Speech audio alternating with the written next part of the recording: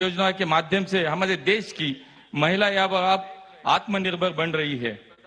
आज पुणे मेट्रो मार्गाचं आपण उद्घाटन करतोय। माननीय मोदीजींना मी पुणेकरांच्या वतीनं खरं तर मनापासून धन्यवाद देईन की आजपर्यंत केंद्र सरकारच्या माध्यमातून या पुणे शहराला मेट्रो मिळाली, मेडिकल कॉलेज मिळालं, नवीन विमानतळाचं टर्मिनल मिळालं, पुणे ते कोल्हापूर आणि पुणे ते हुबळी वंदे मातरम रेल्वे वंदे भारत रेल्वे आपल्याला मिळाली। मुळा मुठा नदी यांचं पुनर्जीवनासाठी हजारो कोटी रुपये आपल्याला पुण्याला मिळाले। स्मार्ट सिटीचा प्रकल्प मिळाला, चांदणी चौकासारखाचा प्रकल्प मिळाला।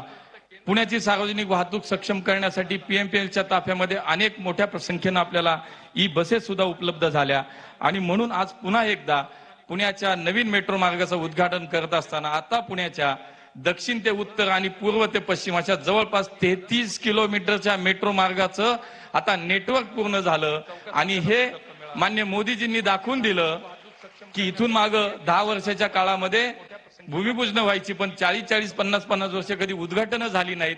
पण माननीय मोदीजींच्या शुभ हस्ते 2014 साली पुण्याच्या मेट्रोचं भूमिपूजन झालं आणि आज पुण्याच्या मेट्रोचा 33 किलोमीटर मेट्रो मार्ग पूर्ण झाला। पुणेकरांचं स्वप्न पूर्ण झालं आणि याशिवाय महाराष्ट्रामध्ये आपण जर पाहिलं तर मागच्या 10 वर्षात या महाराष्ट्राच्या तमाम जनतेसाठी केंद्र सरकारच्या माध्यमातून मोदीजींच्या माध्यमातून 10 लाख कोटी रुपयाची कामं आपल्या राज्यात पूर्ण झाली आणि तमाम महाराष्ट्राच्या जनतेच्या वतीनं आपण त्यासाठी मोदीजींना धन्यवाद देऊया। आज सोलापूर विमानतळाचं उद्घाटन होतंय। जवळपास 64 कोटी रुपये खर्च करून या विमानतळाची निर्मिती झाली। मोदीजी नेहमी म्हणतात हवाईच्या